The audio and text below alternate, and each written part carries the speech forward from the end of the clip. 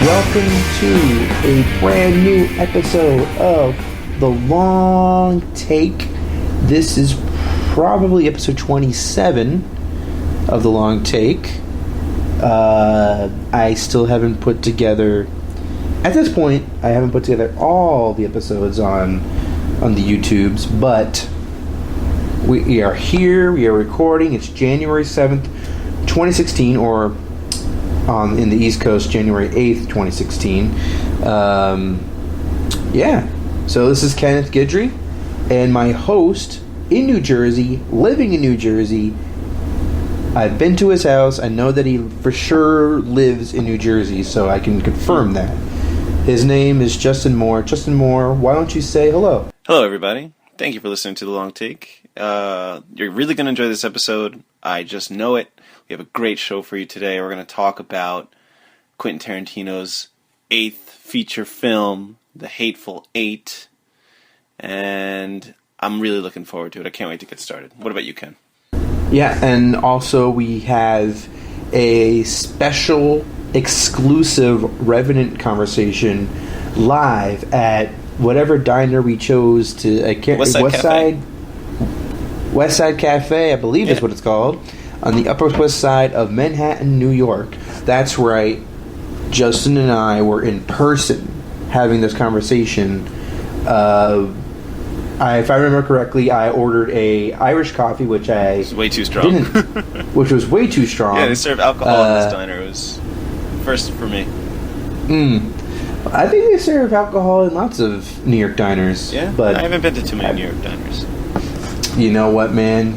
You gotta live a little bit. You gotta go to them diners. Yeah. But it was nice getting together. Get drunk. And doing a live. Yeah, it makes it easier, doesn't it? Because that's where you go after you get drunk. You always go to the diner to pick go out. To the diner. So you're already there. It makes it that much easier.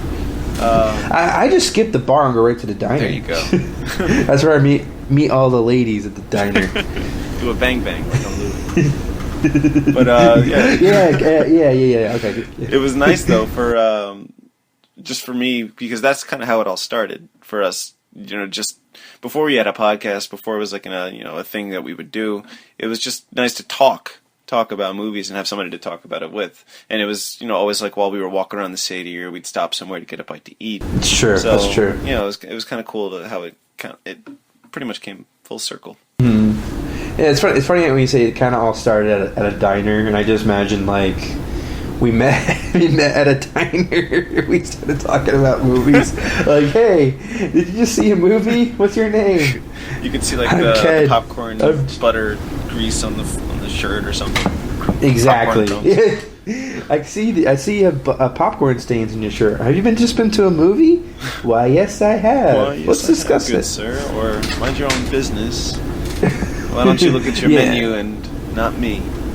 That's how it started. It was like a meet cute and a romantic comedy. It was like actually you should mind your own business, like you just said. Yeah. And I'm like, you know what? Fuck you. And then we decided we're not so bad after all. After our initial scuffle. Yeah. But so we discussed The Revenant. You know, and it was immediate reaction. Let's talk about this. We saw The Revenant at 12:20 at the Regal Union Square theater, and theater number 5, if I'm correct. And we saw it there. We left afterwards. You know, we didn't leave during. No. So a lot of people did, though, remember? That's right. Yeah, a lot of people got up to go. I feel like most or all of them left, but came back. I think there was a lot of bathroom going. Everybody was going to the bathroom. I guess they didn't realize the runtime was so long. I guess so. That's interesting because we haven't seen a movie together since Godzilla. Is that really true? God, I can't believe it. Godzilla's it was like a year and a half ago. Yeah. So I mean, we didn't see a movie like last Christmas. No, remember we were gonna see Inherent Vice, and then you went to see this football game. Oh yeah. With Mark. Team that the coach isn't even there and the quarterback. Neither team has that coach anymore. Jeez, it's unbelievable. But actually, it's believable. But yeah, so we didn't see that movie. We didn't see the movie at the time, and that was fine. We saw Inherent Vice twice on our own anyway, so it was okay. But yeah, so Godzilla was the last one.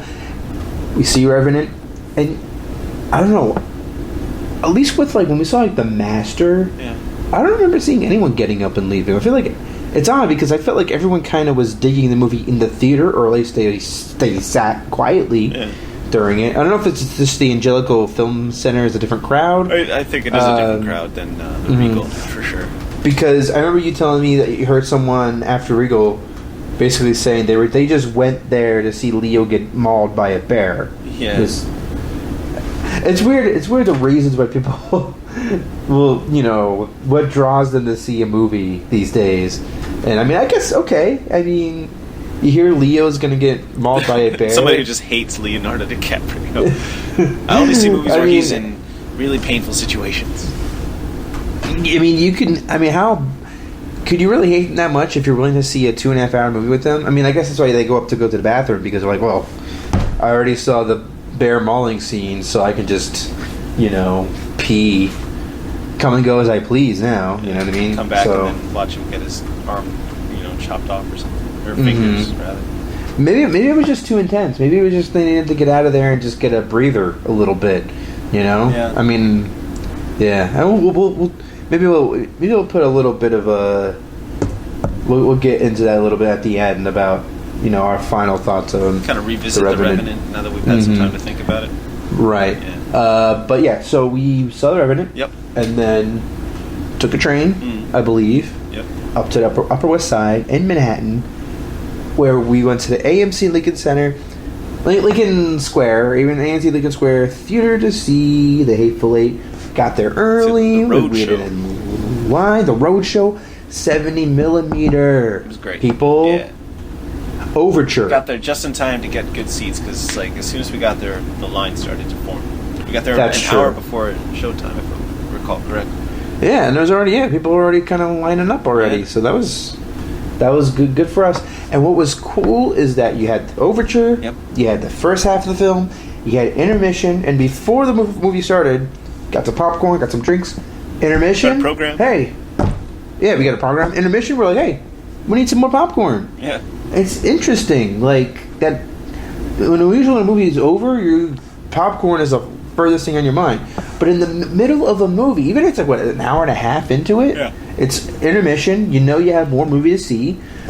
Buy more popcorn. It's kind of weird. If you were to see a 90-minute movie and you were done, you wouldn't order popcorn. But because it's the mindset, it's all mental, man. It's all just. It's weird. Yeah. Just the mentality of a moviegoer. Yeah, What did you think? I thought it was it was interesting because I've never bought popcorn twice during a movie. Exactly. I've never wanted to get up and miss the movie, but by there being an intermission, you're gearing up for the second part. You might run out to the bathroom, but it's just hey, we're out of popcorn, and there's more movie to be had. We're only at the halfway mark. And I'm not really hungry, but I still want popcorn. I'm at the movies, and I think it was just the nature of the spectacle of it all, being there for just a Tarantino picture. It's popcorn goes good with Tarantino movies. I think so, and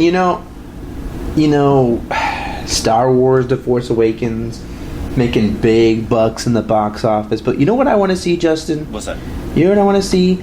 I want to see the popcorn office numbers. I want to see what movie is selling the most popcorn. Yeah, they don't exactly ask you when you order your concessions. Well, what movie are you here to see? I think they should start doing that. Yeah, I think they should. Yeah.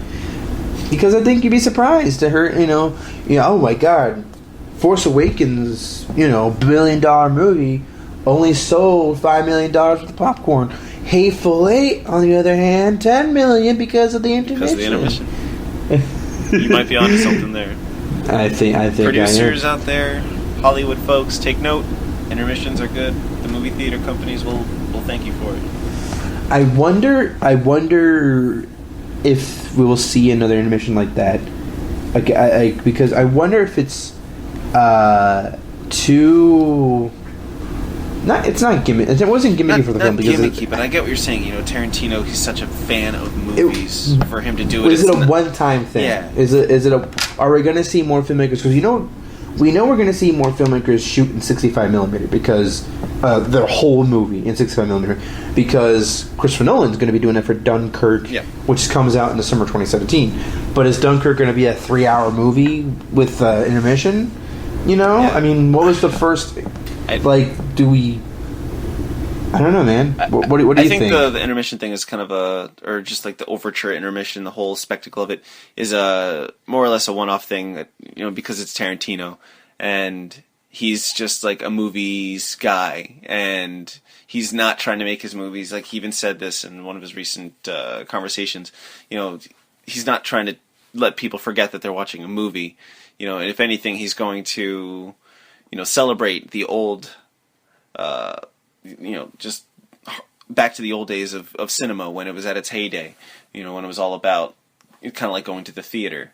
I think you tweeted recently that you hope that Scorsese and Spielberg shoot in 65mm before they retire.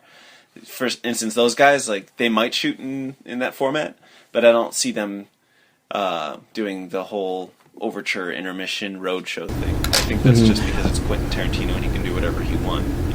The only reason I bring it up, it's not because intermission. It's just I felt like it worked so well. It reminded me. Mm-hmm. I've seen older films and obviously, oh God, get but I mean, I've seen a few movies that are older than 5 years ago. Sure. But seriously, I've seen movies like Lawrence of Arabia, Bridge of the River Kwai, and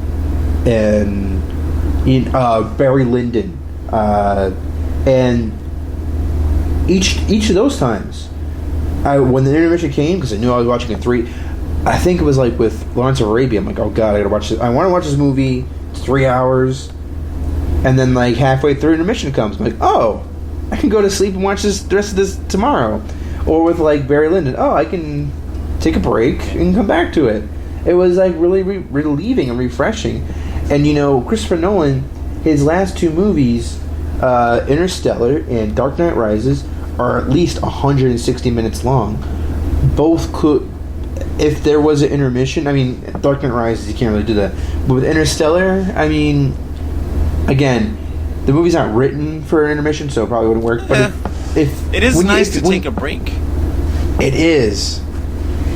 I don't know why, but it is. A movie is when it's demanding. We know it's gonna be a long. Yeah, movie. Yeah, and that's demanding. If you're asking for your audience, I want your attention for a long time. It's nice to give your audience a chance to, collect themselves, process what they've seen, and then you get excited for. It's almost like you're seeing a second movie, kind of like what you're seeing with a lot of TV shows now, where they'll split that last season into 2 seasons.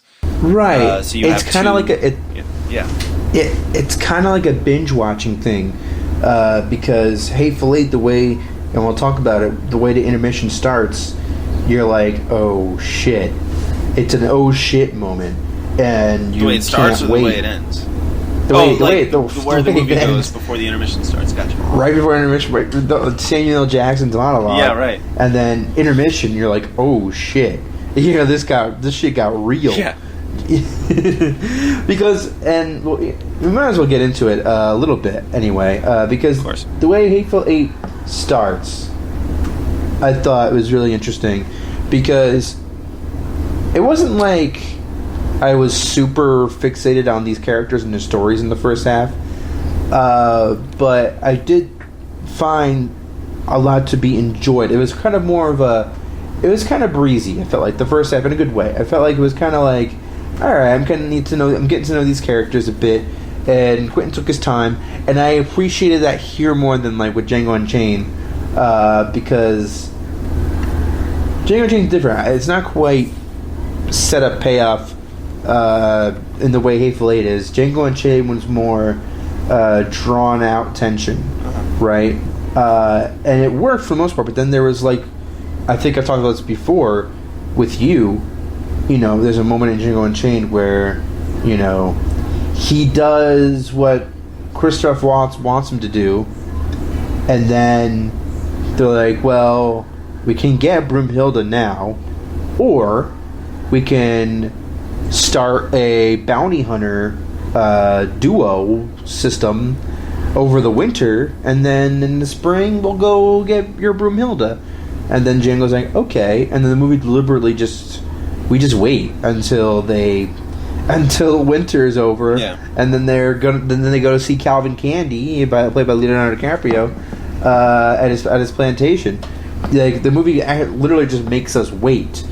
Isn't that winter? It's been a while since I've seen Django, but isn't that winter portion just kind of like a montage? Yeah, it is, but like it's just weird. I found it to be kind of weird because we already know what they're going to do. Yeah. So we're just waiting. Like, a lot of montages, you don't really know.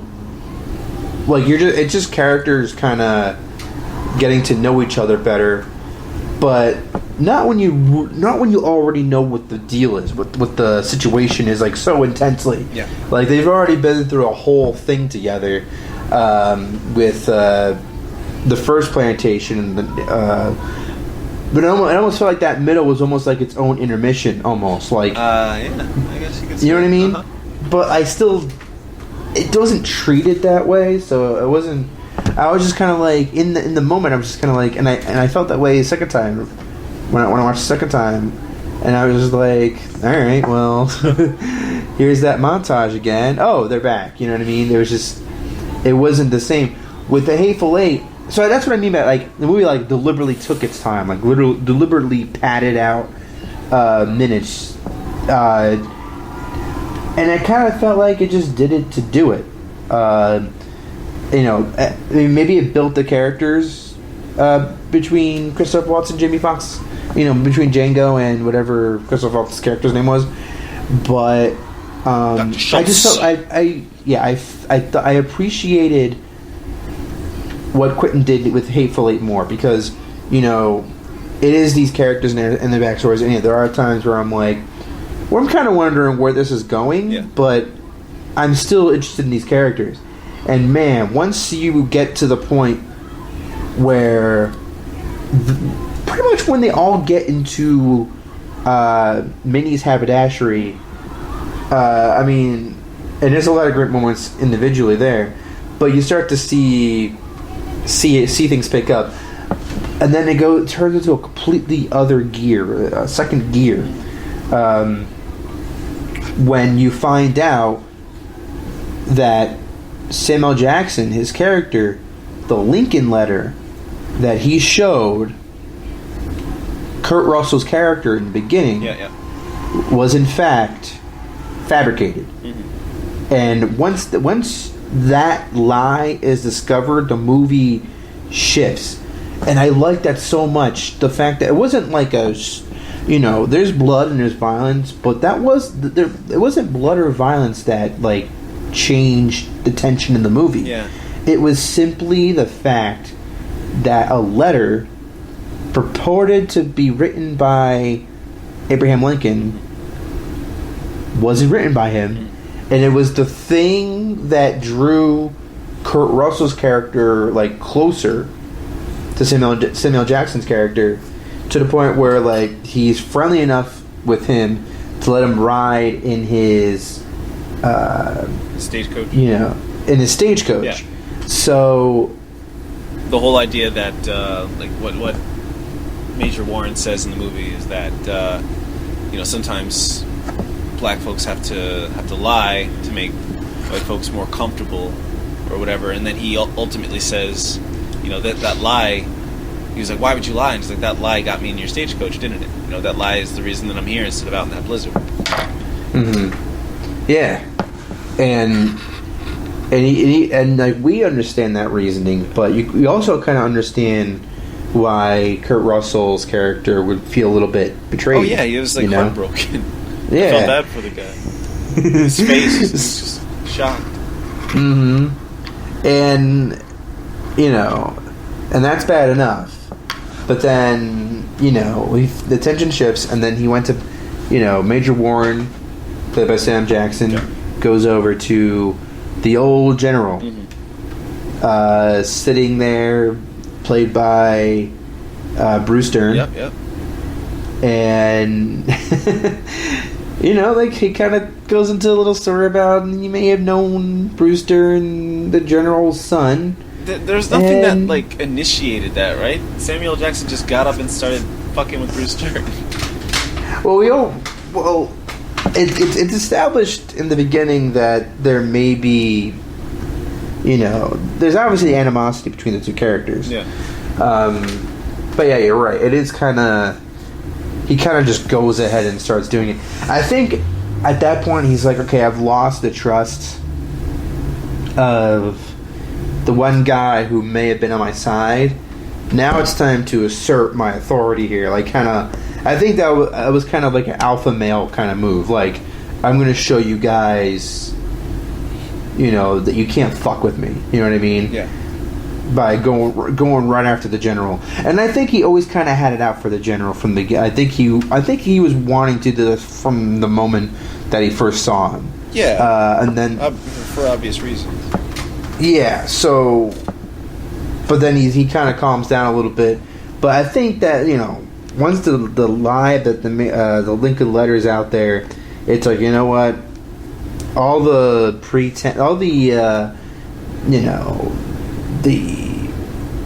what do you call it, the salutations or whatever, the warm greetings, that's the pleasantries, that's done with. Let's get into the nitty gritty, especially since he killed his son. I mean, if that's true, yeah, we're assuming that it is, right? Especially since his son, how do I say this in here? I guess you could say that he sucked his dick. That's to put it politely, I guess. How was he? I guess performed fellatio is another way. Yeah, he filleted him. Forceful fellatio. Sucked on his big black dingus. That's another. I think it's an. You know what, Just? I think that's the most polite way of saying it. I wish I would have said that first. But yeah, he sucked on his big, humongous Black Johnson, and then he killed him. And I don't know about you, Justin, but that's a pretty horrible way to go. I'd say that's not the worst way to go, but pretty top 5, top 10 at least. But just, I had that feeling, that monologue of like, because we've had, Quentin Tarantino has had monologues that in movies before, sure, that are very fun to see unfold. And I gotta tell you, watching that monologue unfold the way it does, it was like watching Samuel L. Jackson perform Ezekiel 22:17 in Pulp Fiction for the first time. Yeah. Having that feeling again was really uncanny. Yeah, like, I forgot how that felt. What is he going to say next? And I can't wait to hear what he says because I know I'm going to love it already. Right. Yeah. Yeah, it definitely felt that way for me too. And it's just the kicker. I mean, what's interesting is that it's kind of a cheap joke, and yet it's so drawn out. And what, having Sam Jackson yell and get louder and louder? No, I mean about having the whole thing be about how he made the guy suck his dick. That in itself is kind of a cheap joke. Yeah. In itself. Yeah. but it's so drawn out and melodramatic, and it's like this big moment, and even though it's a cheap joke, you're like, he's not gonna just go there, is he? And then he just goes there, and my jaw was like dropped. I don't know if you saw, like, you probably didn't see because you're glued to the screen. Yeah, but I was just shocked at what I was hearing, and I got to tell you, I don't remember the last time I was shocked watching a Quentin Tarantino movie, and so that's gotta mean something. Seeing Adolf Hitler get murdered in a movie theater is also that's up there too. I gotta admit, just because you're like, he's not gonna kill Hitler. That's not historically accurate. And you're like, oh wait, this is a Quentin Tarantino movie. Yeah, who cares? Like, just fucking kill Hitler. This is how he would have done it. Yeah. So that was actually a pretty shocking scene for me, just because I was like, oh, what the fuck? Did he just kill Hitler? Did he just change history? But yeah. So yeah, when that monologue stops, that was just, and piano. The whole combination of that, the piano, the monologue, and then the fact that that's happening, and that moment in the movie comes back because of the coffee when you come back to the movie, and then you find yourself like trying to remember, because that monologue was so captivating and entertaining. You're like, oh shit, what else was going on? That's right, he was playing the piano, but who else was doing what? I was too busy looking, listening and watching Sam Jackson. Mm-hmm. Good job, Quentin. Good job, man. Yeah, so then might as well just talk about intermission, and then we come back, and then the whole, what gets the second part of the story going is who poisoned the coffee. Somebody poisoned the watering hole. So, and all of a sudden, Justin, the Hateful Eight becomes a murder mystery, which was, part of me almost wishes that the entire movie was a murder mystery, but I guess it kind of is. Kind of. But a Quentin Tarantino murder mystery, that was pretty special. You have the three guys, not backs against the wall. Their bellies, they're up against the wall. You have Chris Mannix. You got Major Warren pointing guns at them, interrogating them. They want answers. They want to know who poisoned the fucking coffee.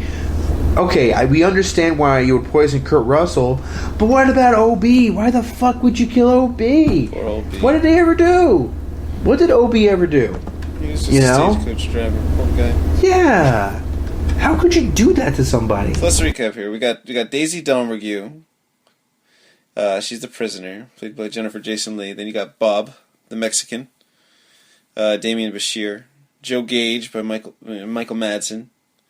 Walton Goggins, great name, with Chris Mannix as the sheriff. Tim Roth as Oswaldo Mowbray. I love that character. And then Bruce Dern. Well, he was in the first part. But, so we got Jennifer Jason Leigh attached to Kurt Russell the whole time. He's got her handcuffed. And somebody poisoned the coffee. And we don't know who. It's one of these three guys.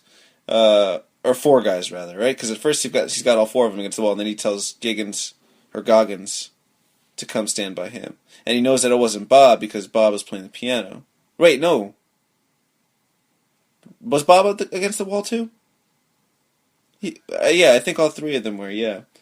Because at that point, Sam Jackson knew that, the jig was up. These guys aren't who they say they are. Mm-hmm. But I think he still kills Bob first. That's right. Funny enough, blows his fucking face off. Yeah. 2 guns. Because he had that moment where he was talking to Bob out in the barn, and from that moment he knew that Bob was an imposter. Yes. Oh my god. He was asking all these questions. I still haven't seen Hateful Eight for a second time. But to know that all of that is set up... Yeah. So then it's like, wow, he knew that the whole time. You go back and you watch it again, and you're like, what are everything that they've talked about beyond that moment, Sam Jackson is just acting. He's just bullshitting Major Warren because he knows damn well that Bob isn't who he says that he is. Especially when you go back to the flashback and you see what mini haberdashery was before they got there. Yeah. And it's pretty clear that, shit changed. So, yeah, but... And I loved the setup about, like, why the door is the way it is. Yeah, everything we gotta talk about was the door. For a reason. Like, we didn't even... Did you question that for a second? No. It's just like, it's a blizzard, and it blew the door down, and that's just the way that they have to close the door. They have to nail it. It wasn't just became a running joke. It was like, you need another one. Yeah. One won't work anymore. You gotta use two. He really distracted the audience with, like, the comedy behind everybody shouting all at once, and then everybody coming in on it. Like, then you've got Daisy yelling, Oswaldo yelling. Everybody's just, like, really just ramping up the laughs because it's just hysterically funny, these people shouting, that you're not even wondering, why are they nailing this door down? It doesn't make sense. It's not even... I mean, because you could see that the door's been broken into, but I wasn't really questioning why. Yeah. I mean, it wasn't even anything that I felt like I needed to ask about. But once you see how the door got that way, you're like... It's like it's such a hidden setup. You're like, of course, duh, yeah. Because there's some more obvious setups, like with the jelly bean on the floor. Yeah. I mean, when you have a close up of a jelly bean on the floor, you know that's going to be important it's not somewhere. For no reason at all. There's a reason. It would have been funny. It would have been funny if there was just some random close up of a jelly bean that made it to the final cut. And the the half plucked chicken. Right. I thought that was pretty fucking smart. I thought that was great. He's like, you better... It wasn't Major Warren the one who told him, you better go... My mama told me it was bad luck to leave a chicken unplucked or something. Tells Bob to go finish unplucking it. I think he did, yeah. Yeah, and then Bob was the one who killed the girl who was plucking it in the first place. So that... Right. Mm-hmm. So he has to pluck the chicken. Yeah. Yeah. Wow. Yeah, it just... Yeah, and then... I felt like if any character got kind of a little bit short-shafted, it would probably be Joe Gage. I feel like Joe Gage kind of remained a mystery. He was probably the most mysterious character in this film. Played by Michael Madsen. He didn't really do... he was... At first, he was the first character who was like kind of like a loner, quiet, off in the corner, writing in his book. And I think John Ruth, the hangman, and Major Warren both go up to him and they're questioning him, like, who are you? What's your story? But after that, you don't really hear too much about him. He doesn't have his moment in the movie. Yeah, I feel like you kind of missed a moment. I mean, he still had some interest. He still had some fun. I mean, he was the one who poisoned the coffee. Yeah, he had that. I guess that was a moment. Yeah. And we got to talk about Quentin narrating that whole setup too. Yeah, that was great, because at first I was like, there he is. But then I'm wondering, is that him? Because he was doing like a bit of an accent there. I know. And he's like, but if you didn't notice, the whole time, Major Warren was talking to the general. Somebody poisoned the coffee. And the only person to see the coffee get poisoned was Daisy Dummergoon. And now we're going to find out who poisoned the coffee. And then we get there. And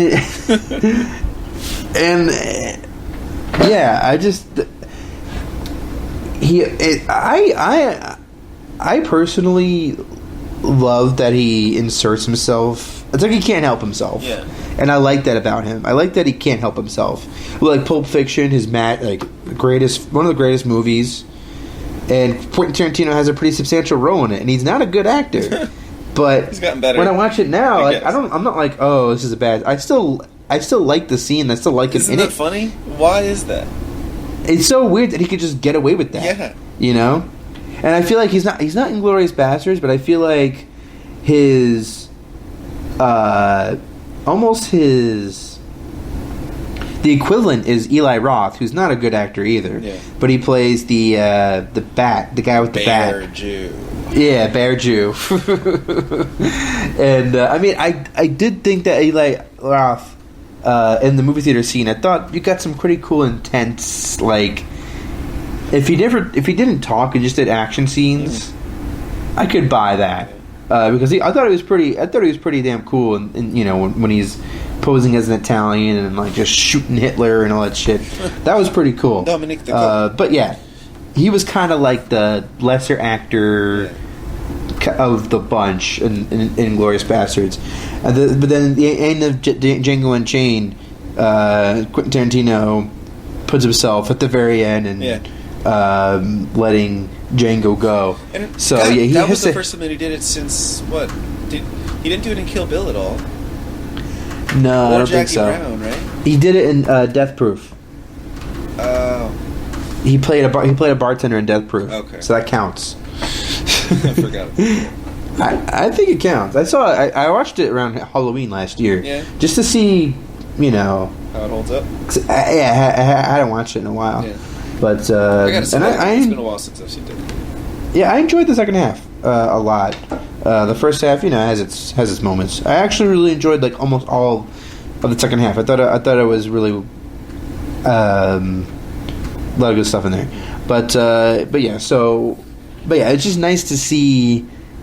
It's nice to see, but it's also interesting how he just knows he can just do that and still the movie can still be considered a great film.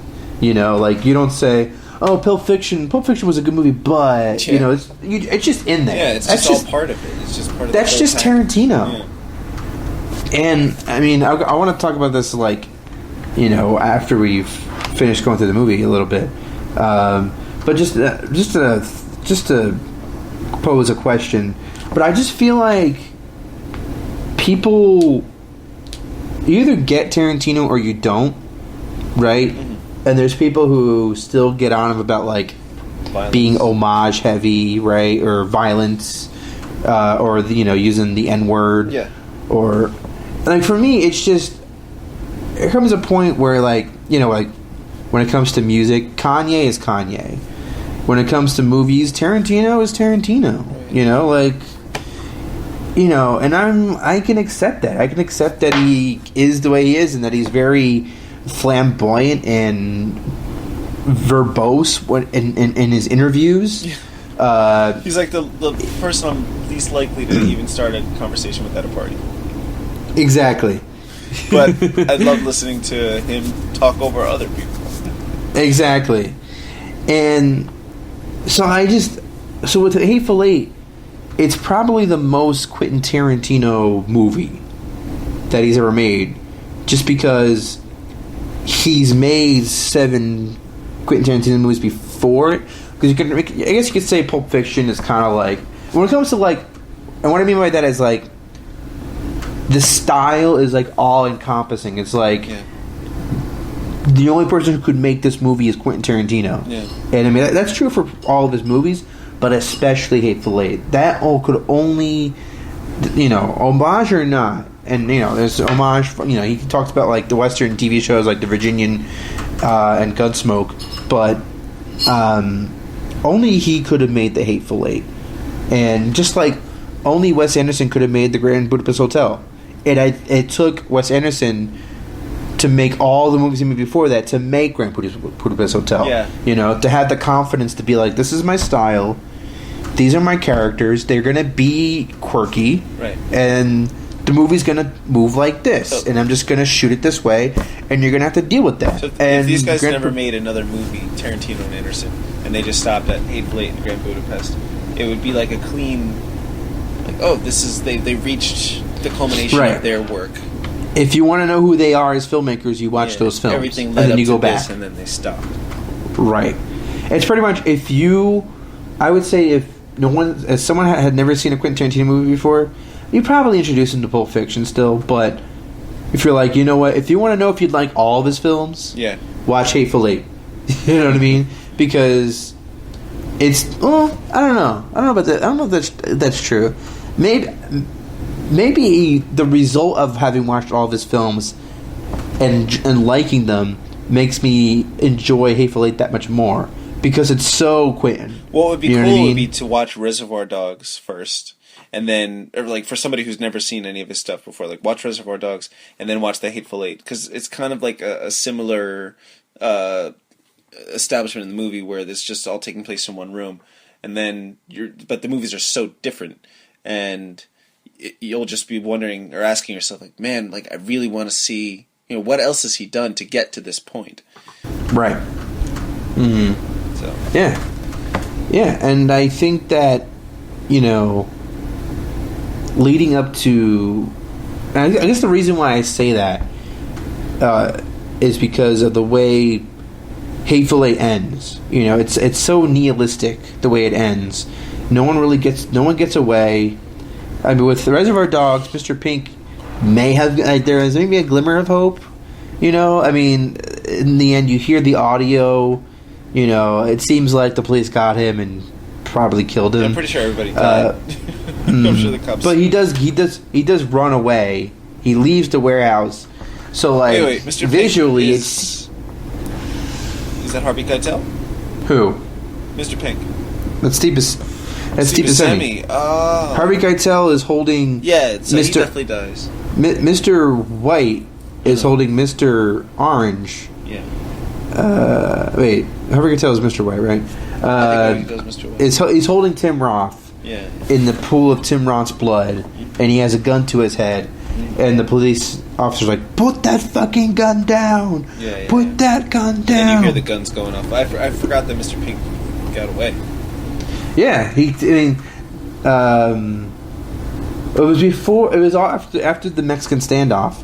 Boom, boom, boom, and everyone seems to be dead. And then Mr. Pink looks around, grabs the money, and runs. And he skips town and starts waiting tables at the diner that you see in Pulp Fiction. But no, at the very end, while Keitel is about to get shot, you hear audio of get down, get down. That probably is Mr. Pink, but you can still maybe he got out of jail. There's just, he didn't die. Mr. Pink didn't die. I don't think he got arrested. He didn't get away with it, but he didn't die. Or maybe he did, but we don't see it. So maybe he eventually died, but we don't know because he didn't want to go back to jail. So maybe he did. Maybe he did die, but yeah. And it's funny.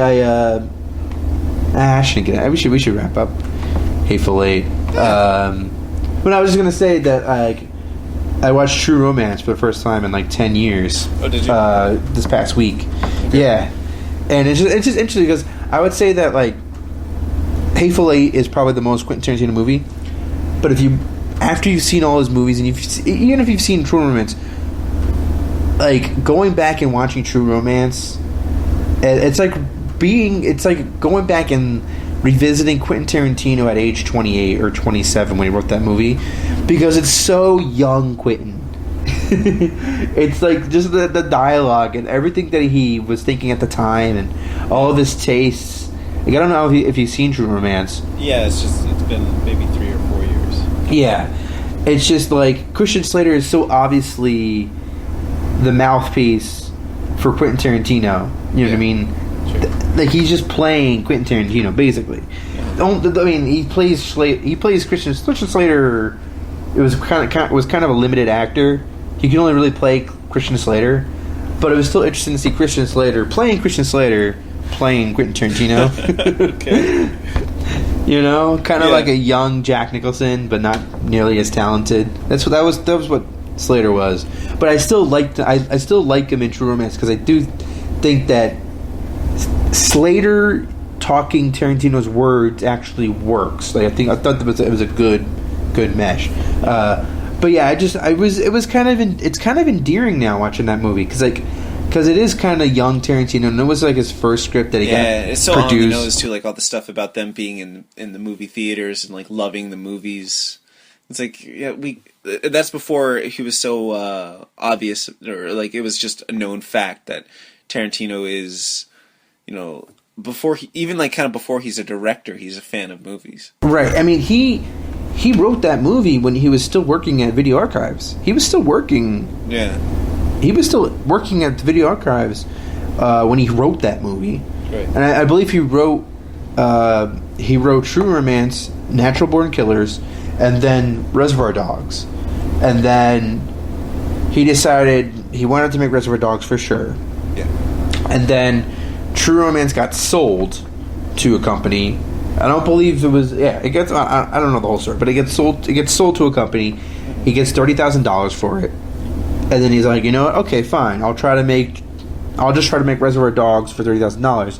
Then his acting teacher knew Harvey Keitel's wife, and the acting teacher sent Reservoir Dogs script to Keitel's wife, and who showed it to Harvey Keitel, and that's when it became. That's when a $30,000 movie became a $2 million movie, and that's how Reservoir Dogs got made. And then by the time Reservoir Dogs got made, True Romance wasn't even filmed yet. It came out the year after Reservoir Dogs. Wow. So, but it's kind of funny because that's why I feel like True Romance, even though it was directed by Tony Scott, it's like his most overtly personal film, even with all the genre elements added to it. Because honestly, I think like he is those genre elements. Like Quentin Tarantino probably because he's living his dream, right? He's out there, he's making his movies, making these crazy movies. Yeah. And True Romance, you have Christian Slater, happen. Like he makes the decision to go and kill Patricia Arquette's pimp. He makes that decision. He wants to be in an action movie. That's basically what that movie's about. Is about this guy wanting to be in this movie, wanting to be the guy with the drugs, and he's taking the drugs to Hollywood, and you just get the sense that this is everything that Quentin knew at the time. Like Michael Rappaport auditioning for movies, you could tell that's Quentin auditioning for movies. You know what I mean? Like, there's so many elements to it that it's just so obvious that he's taking pages right out of his life. Whereas like his later movies, it's a little bit more obscured. Like I think you could see personal stuff if you really look closely. You could see personal stuff in like pretty much all of his movies, save for maybe Jackie Brown. But True Romance is like, it's just pure Tarantino. I would say Hateful Eight is like Tarantino all wrapped up in itself, and like 8 movies down the line, and now he's aged 52. Like it's present day Tarantino, which is kind of interesting. I would say that it's interesting to compare the two. 28-year-old Tarantino and like 52-year-old Tarantino, and what Hateful Eight says about his worldview. I mean, it is so nihilistic. None of the characters make it. Daisy Dummer gets hanged. The racism that's explored, the sexism. What do you think about all that? Like, what do you think it says about what Tarantino's what's going on in his head? You know what I mean? When he's making this movie. When he's making the Hateful Eight, huh? That's a good question. I think he's probably the only guy that could honestly answer that. But if I had to guess, man, I don't know. Because I'm thinking about like, if you notice this past year, he's become more like socially active. With the protests. Outside of it's making movies, like is he going to protest and stuff? Like, what do you mean? Well, yeah, the Black Lives Matter stuff. He got got police angry at him and all that stuff. So it just seemed like maybe, I don't know. It always seemed like that social commentary was there. With Django Unchained. Yeah. Like he wanted to explore, make a Western in a slavery-ridden South. Right. So obviously he doesn't shy away from doing that stuff. Yeah, but the Hateful Eight, Django though, it's just like the stakes are so low. It's almost like you're watching a cartoon. Right. But with Hateful Eight, it just felt like it felt more tinged with like all the dialogue regarding there are 2 really profound lines where basically saying like white people feel safe when black people are uncomfortable, right, and black people feel safe when white people are scared.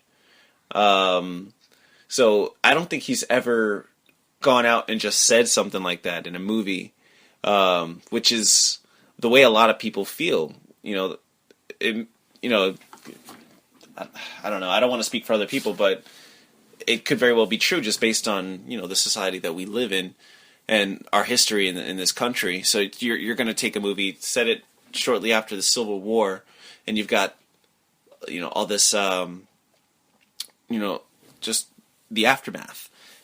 This Confederate guy, this former, this guy who grew up as a slave, and then he was, you know, he killed a lot of Southern people. Now he's stuck in a room with like this old Confederate soldier and this, you know, Dixie boy who's going to be the sheriff, you know, and it's like you're forced. And yes, it's like it's just a movie, but it's interesting to just think about, you know, how uncomfortable that situation must be, and how uncomfortable we still are today. So long after that, you know. It's been a long time, and not a whole lot has changed. Right, and I think what makes Hateful Eight even more interesting is the misogyny. You know, the beating of Daisy Demergue, and just how all these men treat her, and even Major Warren, who's kind of the protagonist of the film. You know, if there could be a protagonist, he's the one that you're at least understand the most, right? Even when he tells that crazy story, you still kind of understand why he did it, even if he did do it. Yeah. But when he gangs up together with Mannix against Daisy Domergue to the point where they hang her just to honor John Root's name, I thought that was a pretty significant. I don't think that's a coincidence. If you talk about, it's kind of interesting how they kind of banded together, but they banded together against this woman, against Daisy Domergue. You know what I mean? Yeah. Which I thought, but I mean, you could also argue that like there are other women in the flashback. There are women being seen and being treated with respect until they're brutally murdered. But with Daisy Domergue, like, she is a wanted murderer. You know, so she, like, man or woman, that's somebody who would probably be treated as, you know, as less than human, and they beat her like a dog. And yeah, like, it hurts to watch a woman get punched in the face or just abused like that.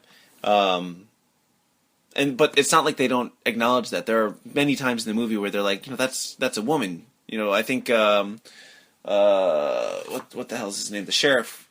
He Mannix, or no. Hold on, I got the program here. Walton Goggins. Yeah. Okay, yeah. He once or twice, you know, just makes a comment about how that's a woman, and, you know, I can't believe you're treating that. And then they'll be like, "That's no woman." You know what I'm saying?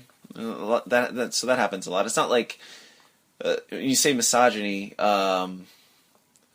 It's not like he's just doing it for the sake of beating a woman on screen. No, I'm not saying that. Still, Quentin Tarantino is misogynist. I'm saying that he's exploring it.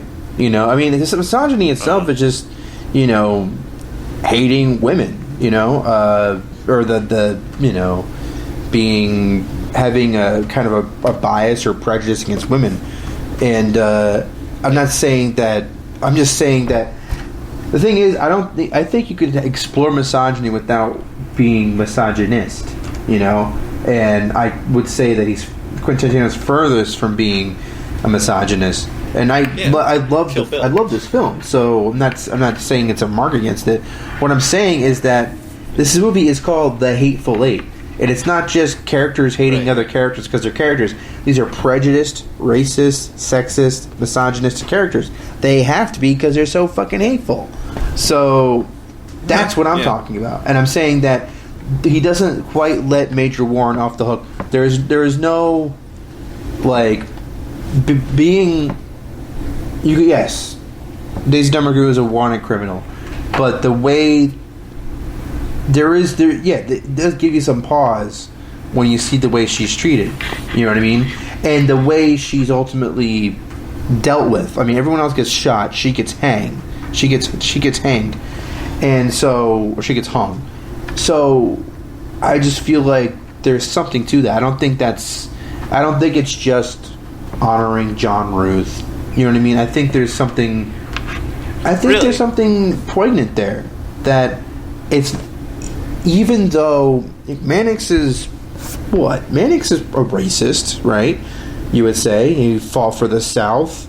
He hates black people. Sure. And here he is banding together with Major Warren. Together, they're both honoring John Ruth in the hanging of this woman.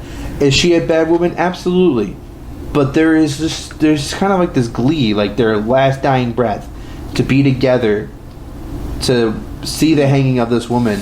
I don't know if I agree with that. And for this reason, with Mannix, he's throughout the movie, nobody believes that he's the sheriff, so he, I think, is fulfilling his duty as the sheriff. He was supposed to be the guy to receive this woman when Ruth brought her into town, so that she would meet the hangman, so that she would meet her fate. She has to pay for what she's done. So that's his duty. And as far as Warren goes, Warren and Ruth talk all the time about how, when John Ruth, the hangman, gets you, you hang. And I don't want to work that hard. I just bring him in dead. But this guy, with him, you hang. And they have this whole plan with Daisy and her gang to break her out of here. And this whole elaborate scheme. A lot of people get hurt. A lot of people die. And they almost get away with it. But they don't. They stop them. And God damn it, this woman's going to hang for what she did because John Ruth said she was going to. And even though they almost broke her out, they didn't succeed. And she's still going to, in spite of everything that's happened, she's going to die the way that she was supposed to die. That's what I think. Yeah. I think it could be those things too. I think it could. I think there could be. I don't think that Hateful Eight, when you talk about thematically what it's about, I don't think it's just about racism. I think it's also about. I think it also is about misogyny, and the way, just the way we view Daisy Domergue throughout. Because she's the entire time she's chained. She's a prisoner, right? But she's chained to John Ruth the entire time. As she's as it goes, I suppose, and she has to, and she's chained to him to the very end. Even when she's being hung, the attached limb of John Ruth is still attached. She can't, even in death, she can't quite break free from a man. You know what I mean? So I don't know. I still think there is some meaning there. I'm trying to give Quentin credit. You know what I mean? And saying that I did think he entered some interesting territory here. I mean, with the callousness of which, when Minnie's haberdashery, when the women are there, the callousness and what owned by a woman, by the way. That's the business that's owned by a woman. That's something too. Yeah. What I'm saying is the callousness in which they are murdered by these men. Not even a second thought. Just horribly. Yeah, they're just in the way. Brutally murdered. Yep. I don't know. I'm just saying. I think that it's. I think the movie is about across the wall hate, across the board hate. You don't think it has to do with them being black women? I mean, because the black man that's in the back that runs away to the outhouse, I mean, he gets callously murdered too. I think that's more of a statement of the race. I mean, I think it's both. I mean, Zoe Bell's character gets murdered too. Oh, I mean, right. everyone gets murdered except for the general because he looks good or something like that. You know what I mean? Yeah, the scene needed an old old man. So that's all I'm saying. All I'm saying is that I think it's about across the board hate, and and I think with that, those versions of hate is what's explored. I'm not obviously. I would say racism is further explored than misogyny or sexism, but I still think it's all there, and I think. Yeah, exactly. In general, which makes sense. So yeah, I think. So overall, I thought this was a fantastic movie. Seeing it in 70mm with the overture and the intermission was an overwhelming cinematic experience. Agreed. Absolutely. I really think Quentin Tarantino has outdone himself as far as like, I mean, yeah, he'll always have Pulp Fiction in his filmography. He almost can't live that down in some ways because someone's like, yeah, it's good, but is it better than Pulp Fiction? Like everyone always asks that. But I still think he's outdone himself here just because the hype and his willingness to present the film in this manner, and the willingness to give like new generations this type of experience, and it's not just the experience; the film itself delivers, and it's kind of cool to see, sitting with an audience, and this is a movie that's very dialogue heavy, and when the intermission comes, everyone's waiting. We just went through 90 minutes of dialogue almost, like just pure dialogue. Intermission comes, and it's like the hottest point of the film. But still, I mean, you talk about The Revenant, how people were getting up and wanting to go to the bathroom. Yeah, nobody's doing that really during right. You don't want to miss so anything. I mean, the way he's able to captivate audience, and I don't know if Hateful Eight is going to gross more than Inglourious Bastard, Django Unchained, probably not. But I think it'll do. I think it'll do just fine. But the way he's able to. I'm curious to see the way he's able to captivate audiences is he's one of a kind in that way. I mean, he didn't need a Batman trilogy to get a mainstream audience. Nothing against Christopher Nolan. That's the way filmmakers kind of have to do it now. But Tarantino never had to. Yeah, exactly. I mean, something. And even with this one, it doesn't even have like a big A-list star.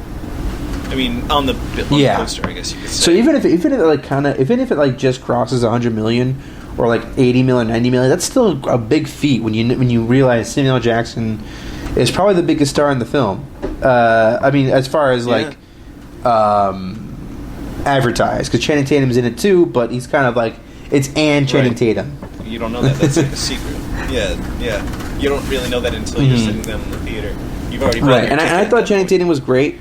And it just speaks to Quentin's confidence that he's like, Channing Tatum's going to show up, not even halfway, like a little bit further than halfway in the film. Yeah, he's only in the last. And he still gets enough. There's still enough there where he still is able to make an impression, Yeah. Because he owns that flashback. He's like the cool customer in the flashback. He's like the ringleader. And I told you this when we were walking in Manhattan, but I kind of got giddy when we got that flashback because like that's the kind of thing that Quentin does best. And when we talk about like the possibility of him doing a miniseries, like we see TV shows like Mad Men, how we go back to Don Draper as Dick Whitman. Stuff like that, or The Sopranos, when we see the 50s or like the early 60s when young Tony Soprano with his folly, yada yada. I would love to see in a miniseries like Quentin go we establish a time period, then episode 4 of the miniseries we go back like 50 years, and just it brings new clarity to the whatever present day Quentin is writing about. Like he's just so confident in when he does flashbacks like that, bringing everything around, because there's never a doubt in my mind. Like there was so much payoff there. It was unbelievable, and it was just so satisfying because I didn't even know I wanted that.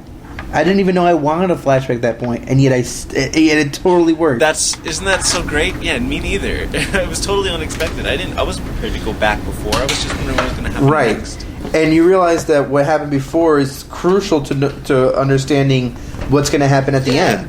And absolutely, that's just incredible balls to. That's an incredible storytelling too.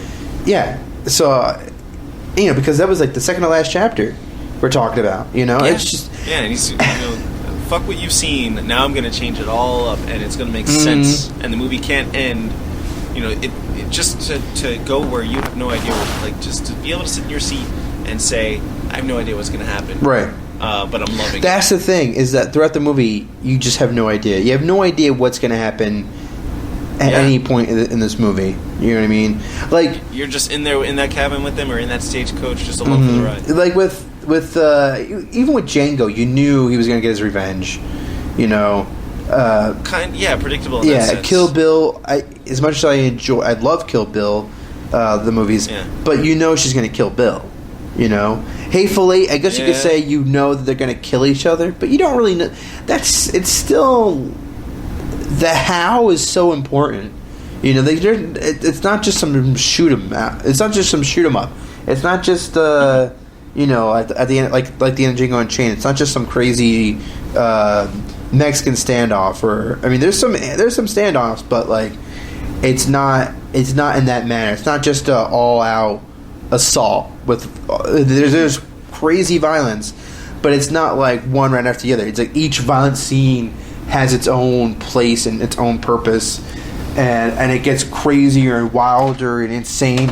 And yeah, I think if this is not his best movie, because it's hard to measure up to Pulp Fiction, I would say that this is the right movie.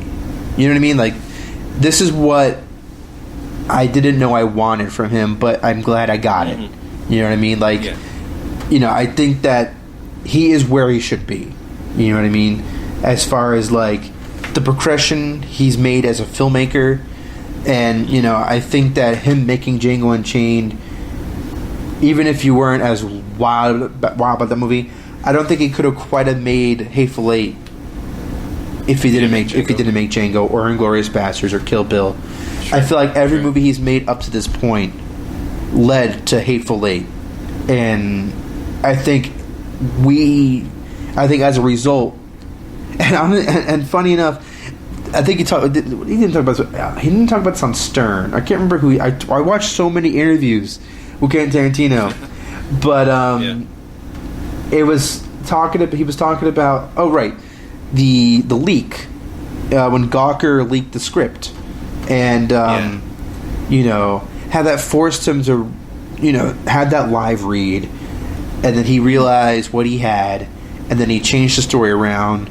And, you know, I think he said in the first script, you know, the Lincoln letters only mentioned once, the first draft, but it wasn't until a later draft that he brought it up. He brought it back. So, you know, oddly enough, that leaking of that first draft, I think made Hateful Eight a better movie. But it forced him to go back and but it's funny.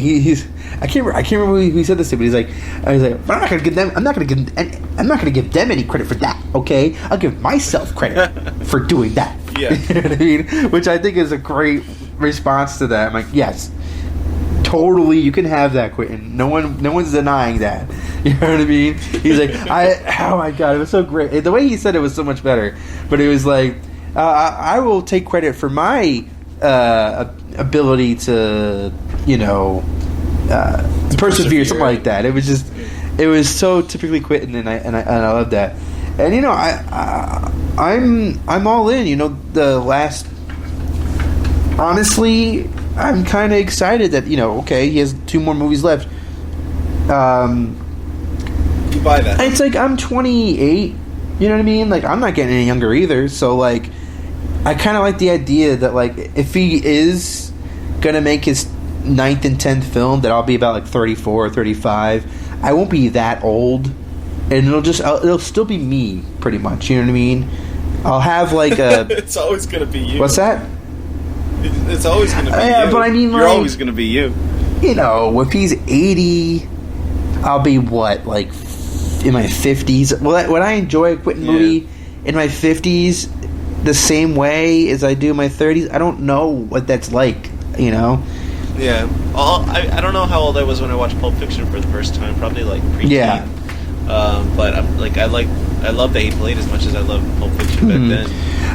And that was about. I mean, obviously, of course, if he keeps making films beyond 10, I'm all in. But I'm saying that, like, I kind of like the idea of being like 34, 35, and being like, all right, Quentin, one more round. This is the 10th film.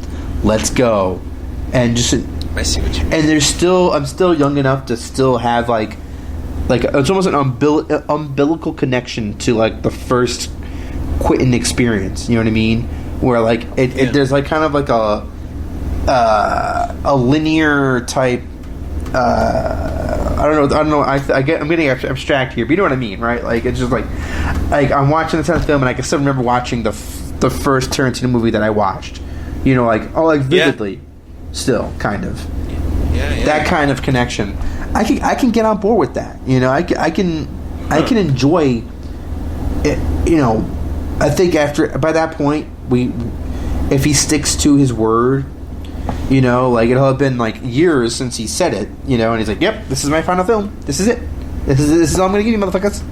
And you're like, okay, you know what I mean? So, man, that's something interesting about him because, like, I'm trying to think of other great directors where, you know, I remember where I was at in my life just the first time I watched their movies, and with Quentin, it's really clear. Like, I remember who I was, where I was when I watched the first one, Pulp Fiction, and you know, just all through all the movies he did. Like I remember like what TV I watched it on, or what theater I saw them in, you know, and how old I was and what I was doing. That's pretty wild how vivid like those movies just kind of, if you put a timeline, like they're bright spots, you know, in the movies for me. You know, one of my biggest hobbies. So that's yeah, something. It is. You know, it gets me a little choked up just thinking about. God. So the fact that so he might, you know, hang it up. Yeah. When relatively soon, you know, within the next 10 years. I see what you're saying. Like, if it was when we were like in our 50s or something, then, you know, we're more parents, maybe grandparents. Yeah. You know, and it's just, I mean, we'd still enjoy it, but like to say that, like, you know, I've seen all the Tarantino movies. You know, I'm in my 30s. It's done. You know, I had that experience. You know what I mean? Whereas, like, someone who saw Jaws when they were, like, 10, like, do they even see Spielberg? I mean, they maybe see every other Spielberg film, but, like, probably the first, like, 10 Spielberg films, they were probably on board, you know? Probably. You know, because we talked about Spielberg before. I mean, you know, with, like, you know, obviously there's movies in between, but we're talking about, like, Jaws, Close Encounters, Raiders of the Lost Ark, E.T., the big ones. There's enough big ones that like you could compare it almost to like a QT, a Tarantino event type film. You know what I mean? Where it's like Jaws, Close Encounters, Raiders, E.T., Temple of Doom, and then The Last Crusade. I guess you could include like Color Purple and Empire of the Sun. But what I mean is that you were on board, and every Spielberg film was an event at that time, right? And then, like, you know, Jurassic Park, Schindler's List, you guys started getting the awards in the 90s, Saving Private Ryan, Amistad. But, like, after a while, I don't think, and I mean, the proof is in the numbers, and he still, I mean, let me be clear, he still makes box office hits, but what I'm saying is, like, the person who saw Jaws when he was 10 or she was 10 probably didn't line up to see Bridge of Spies when it came out. You know what I mean? I'm just saying, like, 30 years from now, if Quentin is 83 and still making a movie, like, and he's made like 8 other movies, you know, or 10, and this is the 21st Quentin Tarantino movie. Maybe he just feels like his brand by then would just get too diluted. You know, like, what more can he say with Script 21? You know, maybe if he could put everything into 9 and 10, maybe that's enough. You know? And with his style of filmmaking, like, the movies that he makes, it's almost like they take it's like he's giving away so much of himself with each movie that it doesn't seem like that'd be something that's sustainable over the course of a lifetime. You know, maybe 10, like, you're in the, like, maybe 15 tops. But, you know, if he wants to bring it down to 10, like, the only reason I selfishly say I don't want him to stop at 10 is I want him to keep making movies forever, because I love his movies. But, if he just wants to make 10 amazing movies that I can just go back and watch again, then that's that's fine with me because I love in a way you can kind of understand his line of thinking. I mean, I do understand it just when he says it, but you can understand his line of thinking when you think about how he started. When you think about how he started out at Video Archives, to go from being the guy talking about movies and talking about filmographies and talking about directors like we do, to all of a sudden being a filmmaker and making movies and having a filmography. He is the most self-conscious director I've ever heard talk, like in interviews. Yeah. I've never heard a director before ever talk about like, I gotta make sure my last film isn't terrible. I don't want my last film to be terrible because then it ruins my whole filmography. I don't hear any filmmaker talk about their filmography, talk about like their legacy the way he does. He cares about it. At the round table, it's almost like he almost doesn't belong there, right? Do you get what I'm saying? Like he just seems different than everybody else. I get. You mean at the recent round table? Yeah, when you've got all these directors sitting around the table, and then you've got Quentin, who's just like his own source of energy. It's almost like he's just too bright to be there, even though like everybody there is an amazing filmmaker. But there's just something about him. It's just like he just doesn't belong to be sitting at a table. I don't know. I guess I can see what you mean. I mean, I still think it's interesting. He's done that before. I mean, he's been in those round tables before. And I think that other than Tom Hooper, I think all those directors, Sir Ridley Scott. I mean, he's Sir Ridley Scott for a reason. Even if he's not the most consistent filmmaker who ever lived, he's still like. I mean, even Quentin Tarantino. You could see Quentin Tarantino was kind of nervous sitting next to Ridley Scott. Which is what I love about him is that like he's such a film fan. That him sitting next to Ridley Scott probably meant something to him, that he could be there. And then, like, when Ridley Scott's talking about, like, Stanley Kubrick and, like, getting the extra shots from The Shining for the end of Blade Runner, like, you could see Quentin Tarantino's, like, jaw, like, kind of drop or just be legitimately pleased to hear this story, you know what I mean? Like, from Ridley Scott. Yeah. You could see Quentin Tarantino like at the Video Archives, talk about like, Alien or Blade Runner, then all of a sudden here he is sitting next to him and he's made 8 films and he has 2 Oscars. And you could just see how he could care about like his legacy and his filmography because he probably remembers being the guy 25 years ago or longer than that, talking about filmmakers that way. And it just seems like it matters to him, and I don't think there's anything wrong with that. And he probably, in some way, as egotistical as he may come off, he probably like just wonders. I think because he is kind of egotistical, he probably wonders like just how long can I keep this up? I want to get out before I get caught or something like that. Like. Maybe deep down before they realize that. Deep down, maybe he's still that Video Archives guy. You know what I mean? Because why wouldn't he be? He lucked out. I mean, everyone wants that Quentin Tarantino type story. Working at a video store and then boom, you're making movies yourself. Like that, like rise has been talked about so often. Like, oh, the guy from the video store, Quentin Tarantino. Like that kind of. If you watch like interviews or documentaries about him in the early '90s. No one can get that out of their brain that this guy worked at a video store and made Pulp Fiction. Like, how is that even possible? And it made $100 million in the box office. And who is this guy? And what is he doing? Like, what's his deal? And what's the deal with him? You know what I mean? Like, there was such, and he became like we talked about. He became a rock star director. And it's just. I don't really think his origins are odd, but you think about like, video stores themselves weren't like a long established thing. By the time he got famous, video stores were around for maybe like 10 years, 15 years, So it was kind of unusual to have a guy working at a video store making movies because that really wasn't a thing. That transition never really happened before. You know what I mean? At such a grand scale. So of course it got talked about the way it did, and yeah, it's just because of that his unusual rise.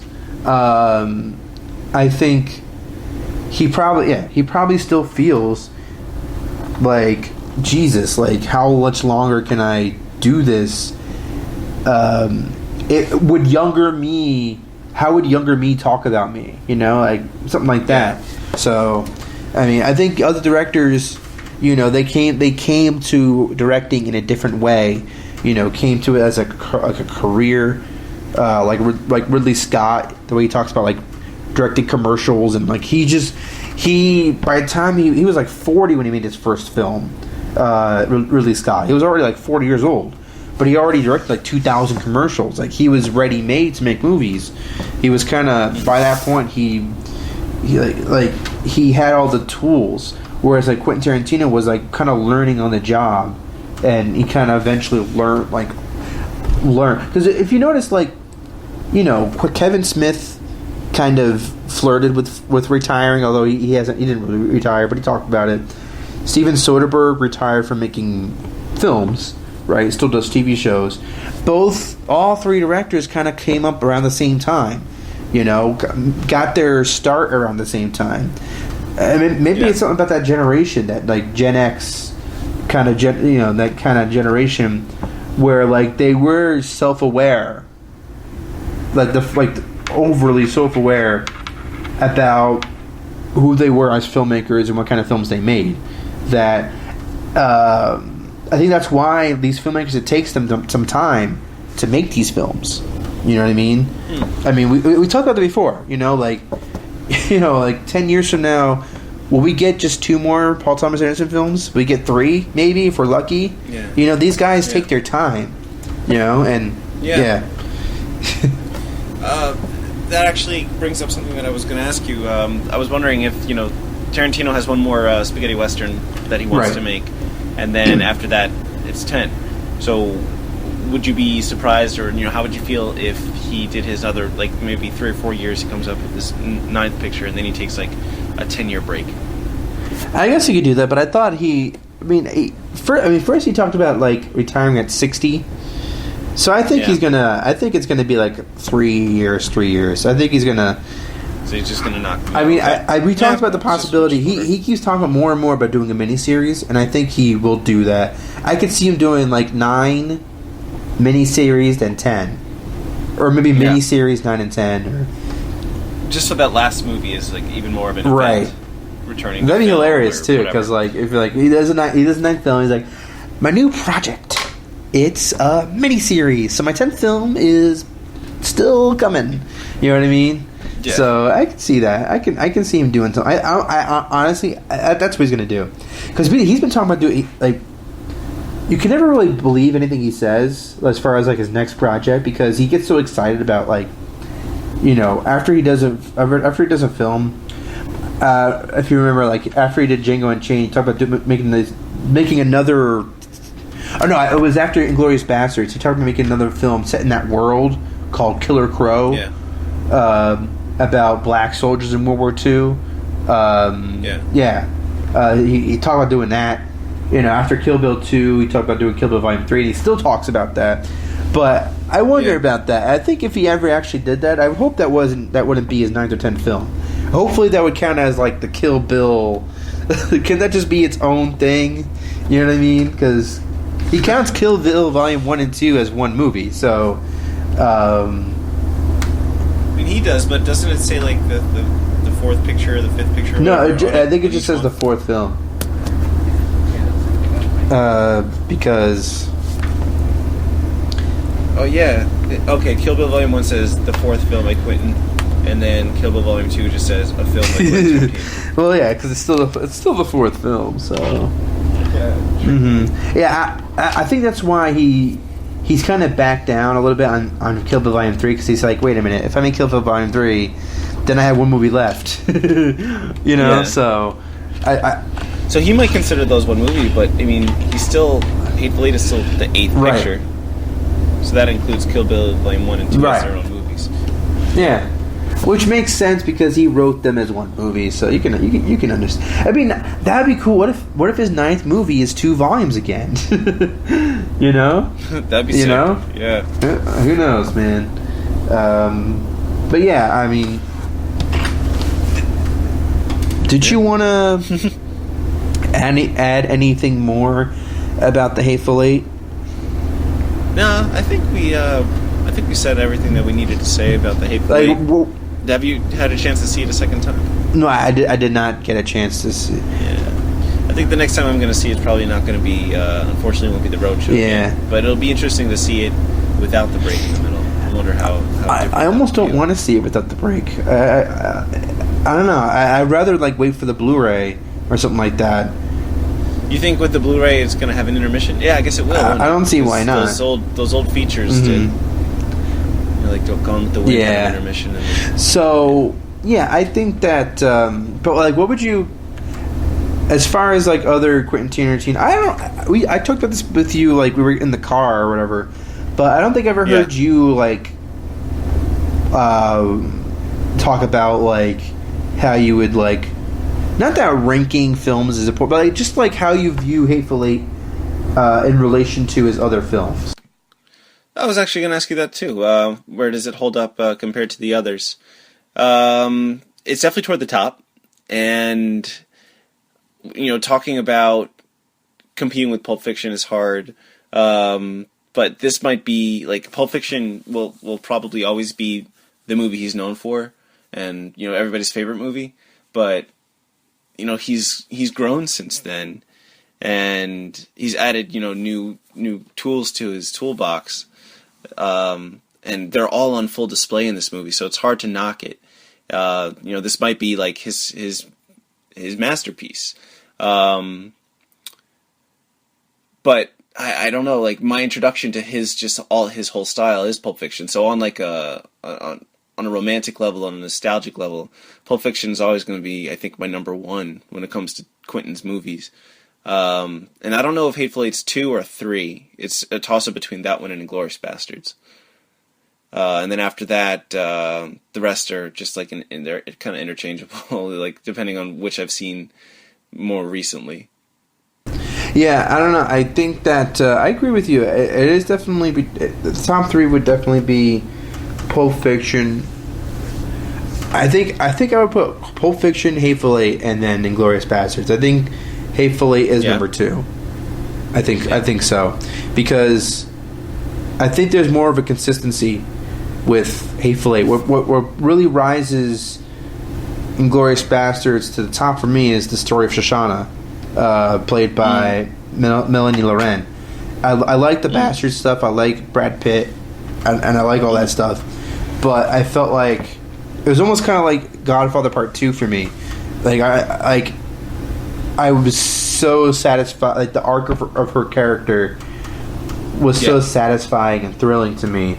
And just the smaller moments, the moments between her and the German, the Nazi German soldier, played by the movie star. Played by Daniel Brühl, the soldier.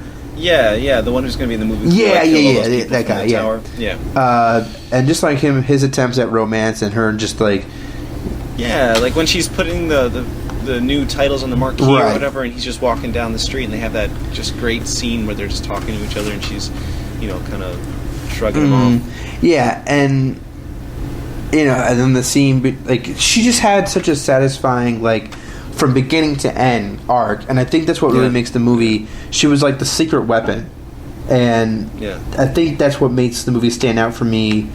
It's so interesting because you go to see Inglourious Bastards because of Brad Pitt and the Bastards. That's really all you hear about is these guys that are going to take out all these Nazis, these Jews, and really the movie's about her. And she is a secret weapon. That's a great point, man. Thank you. But at the same time, I do think that the Bastard stuff gets really good. I mean, we have Michael Fassbender, the fucking that card deck, that game that they play, that scene. I think ranks up there with fantastic down there in the basement. I think it ranks up there with Quentin Tarantino's best written scenes. Drei Gläser, bitte.